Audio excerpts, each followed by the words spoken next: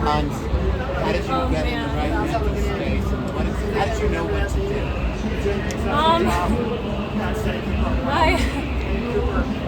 I didn't like. I don't know.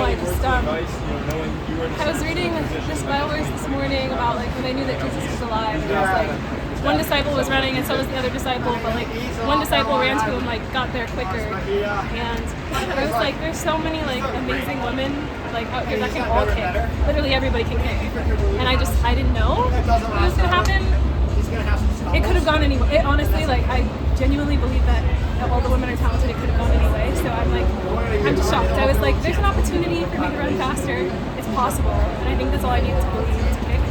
But yeah, it's possible. Yeah, like you said, this is one of the most stacked finals that we're going to see all day. I mean, what was it? What do you think it was that allowed you to do that allowed you to come out on top? I don't know. I think a lot of grace.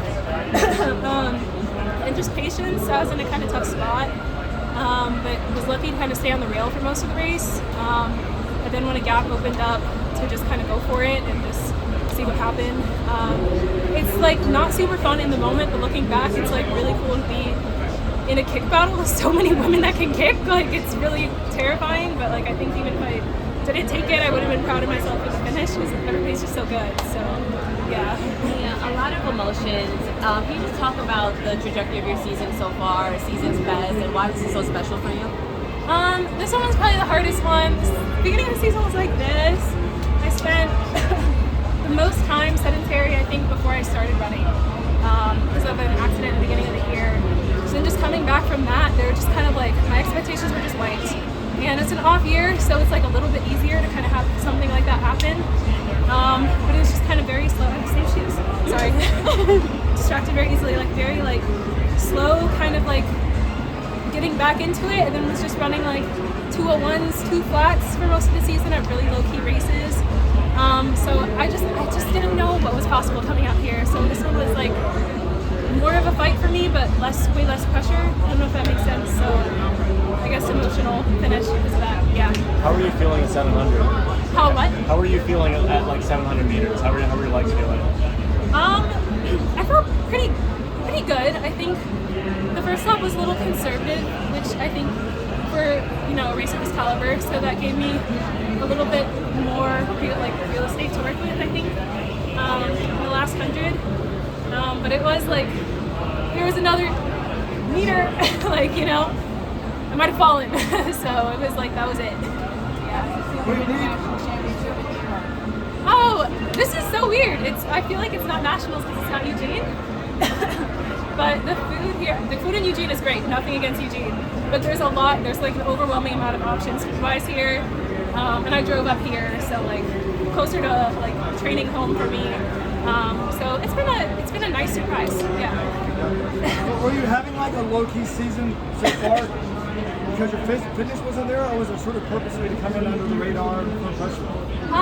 It was like fitness and then just circumstances, race-wise. Like I was just running what I was running. I think sometimes my coach was like, "Oh, you're looking better than what you're showing." There's sometimes where I was like, that felt really bad for what the time was. So it was just kind of a mixed bag. So coming out here, I really couldn't depend on myself. Like I couldn't depend on my own strength. I just had to trust in God and then just see what happens. I don't know. Yeah. What the accident? Like what happened? How scary was it? Like for you? It was like it was a hit and run. So somebody had hit me from behind, but I think like traumatic experiences happen when you go through something like alone, where you feel alone, and like that was not the case. Like the person that was driving behind him like was headed to like choir practice, and he was intentionally following him for a few blocks because he was just driving recklessly and he was concerned. So he got his plates and pulled over to help me. There was a guy a block over that had owned a tow truck company that like was like, "I've got a tow right here." It was like not a great situation, but I could see God's grace in it. Like all the moving pieces to get me like help were right there. And I was on my way to Bible study, and my friends from there came and they helped me like get to the police station and stuff, because in Philly they don't really come here. But it was just, I don't know. And then got drug tested the next morning, USADA for the win, and from there, went to go get checked out, found out I had a concussion, and okay, like this sucks, but like what is God trying to show me in this? And I felt like not running, not like I'm a musician, I like music, like not to really do music, like just talking to God and talking to people. I didn't feel any more or less full than I did when I was doing all those things. So it just reminded me like, and like even in the moment, like split second, like looked up, saw the rear view mirror, like wasn't sure what was gonna happen. I was like, I knew where I was going. Like it's like, do you know where you're gonna? Like, do you know?